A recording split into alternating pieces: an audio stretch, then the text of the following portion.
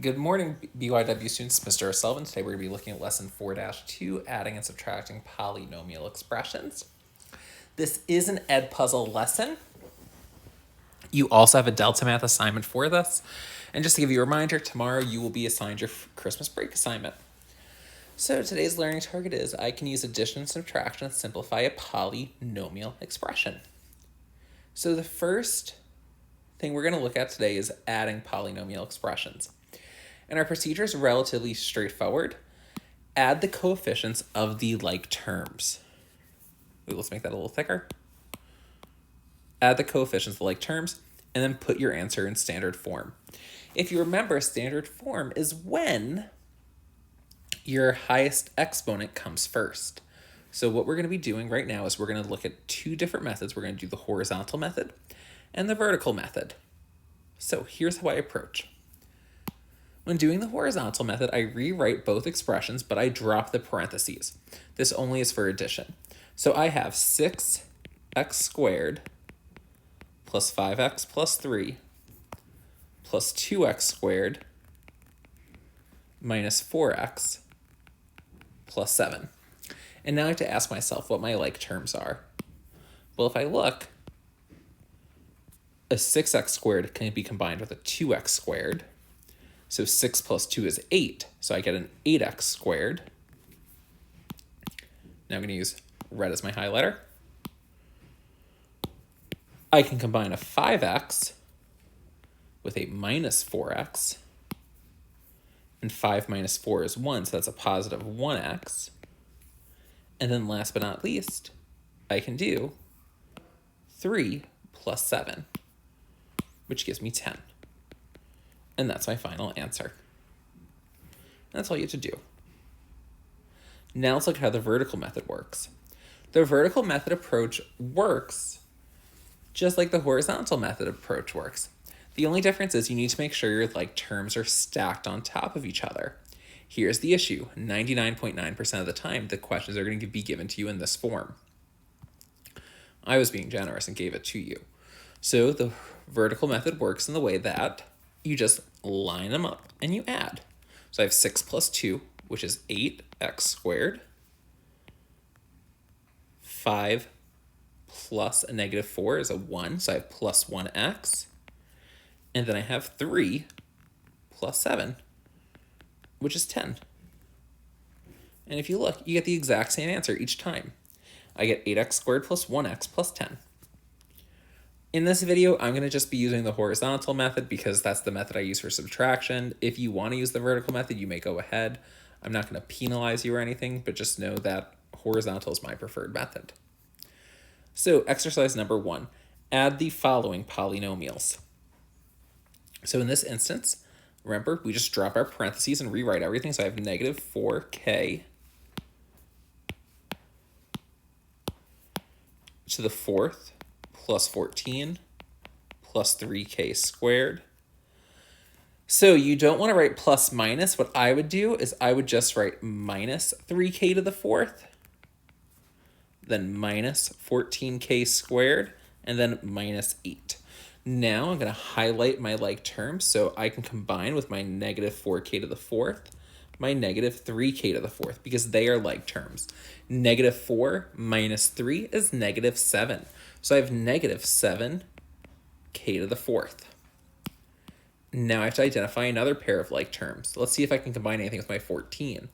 Well, I can combine 14 with 8. 14 minus 8 is 6. So I have a positive 6. Now I have to ask myself, what can I combine with my 3k squared? Well, you got it, my minus 14k squared. 3k squared minus 14k squared is a minus 11k squared. But here's the issue. If you remember the directions, standard form rules apply. So if I look, I like where my negative 7k to the 4th is. I just don't like where my 6 and 11k squared are. So we're going to rearrange it. So to write this in standard form, I would write it as negative 7k to the 4th minus 11k squared plus 6. You have to keep the operator with the number it's attached to. And that's your final answer. So, subtracting polynomials, we need to be extremely, extremely careful. Hence why it says be extra careful and a bunch of exclamation points. The horizontal method. Here's how I approach, and pay very close attention. Again, I prefer the horizontal method. Keep, change, change. So KCC. Keep, change, change. And here's what I mean by keep, change, change. You keep your first term, or your first expression, and you drop the parentheses. So I'm going to write 4n minus 3n cubed. We're changing this to addition. We always change it to addition. And then you basically change everything on the inside. So if you look, my 3n cubed is positive, so I'm going to make it negative. My 4n is positive, so I'm going to make it a negative. And then I just rewrite. So I'm going to write minus 3n cubed minus 4n, because I'm changing the operators to what I just put in the parentheses. I now combine my like terms, so I see what can I combine with 4n? Well, 4n minus 4n is 0n, so they just cancel each other out. You don't have to write them. Now I have negative 3n cubed minus 3n cubed. Well, that will give me a negative 6n cubed. And that is your final answer. I'm not going to do the vertical method for subtraction.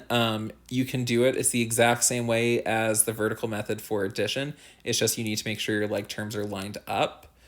Again, I prefer the horizontal method. So if you want, this is how you would approach the vertical method. So you would rewrite your expression on top. So I would write my 4n minus 3n cubed, just like this. And then I would do my subtraction. But this time, I would put my 4n first, because that's a like term with my 4n. And then I would put my 3n cubed. And if you look, it's positive right now. And then you have to say to yourself, what's 4n minus a positive 4n? Well, it's 0n, so you just write 0, or you can write nothing. And then I have a negative 3n cubed minus a positive 3n cubed. So I would do negative 3 minus 3, which gives you my negative 6n cubed. So I get negative 6n cubed as my final answer still. Again, I prefer the horizontal method because it just lets you do your keep, change, change rather quickly and rather seamlessly. So just to give you a heads up, from comes first. So if you're subtracting and you see the phrase subtract from, order switches. And again, KCC, keep, change, change. The from thing is going to pop up down here when we do question C. Yep, just question C. Okay, so for each of the following, we just want to subtract the following polynomial expressions. Again, keep, change, change. You keep everything in this parentheses the same. So I have my 3a squared plus 1. Change this to addition, and then I change everything on the inside. So a minus 4 and a minus 2a squared. So I now just write minus 4 minus 2a squared. Now we do some combining. What can I combine with 3a squared? I can combine it with my minus 2a squared. 3a squared minus 2a squared is 1a squared, or just a squared. You don't need to write the 1 in front. Now I ask myself, what can I combine with my 1? I can combine it with my minus 4.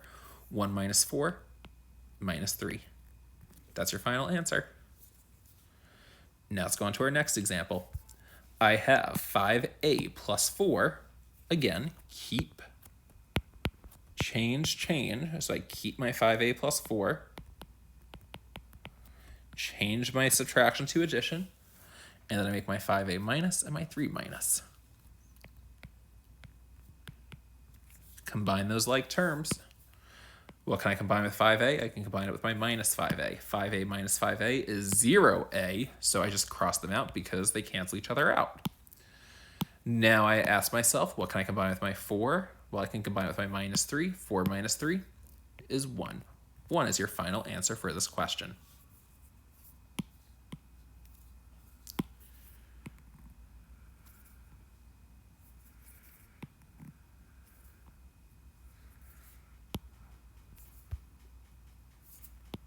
just make them bigger. Good. Okay, now, from comes first. So subtract 10x to the fourth plus 7x plus 5x to the fifth from negative 7x to the fifth plus 14 minus 2x. So again, from comes first. So I'm going to write this expression first when trying to simplify this expression. So I have negative 7x to the fifth plus 14 minus 2x, and I'm subtracting 10x to the fourth plus 7x plus 5x to the fifth.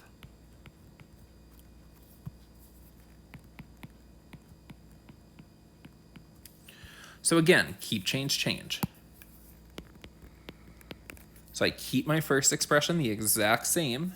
So I have negative 7x to the fifth plus 14 minus 2x. Now I change the subtraction to an addition, and I make everything on the inside opposite. So a negative 10, a negative 7, and a negative 5. So I have minus 10x to the fourth minus 7x minus 5x to the fifth. I am now going to ask myself very slowly and very carefully what my like terms are. Well, I have to ask myself, what can I combine with my negative 7x to the fifth? I can combine it with my negative 5x to the fifth. Negative 7 minus 5 gives me a negative 12x to the fifth.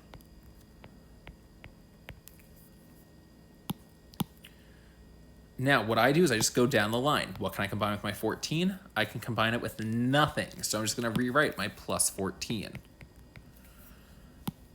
Now I ask myself, what can I combine with my minus 2x?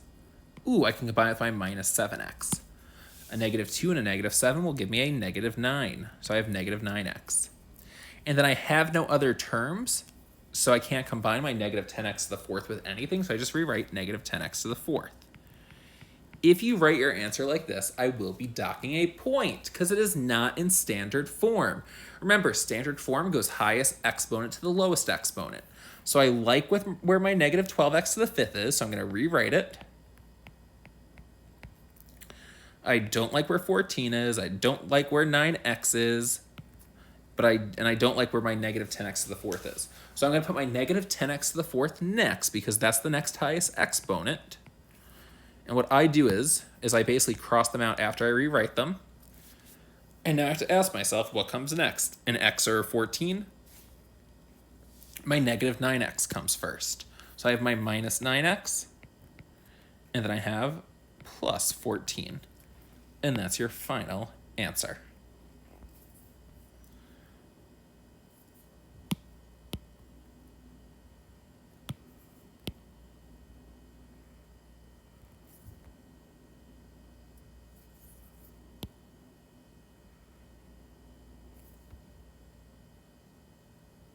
And that's it for today. If you have any questions, please email myself, Ms. Townsend, or Ms. Jimenez, and don't forget to complete your Delta Math assignment. Have a great day, ladies.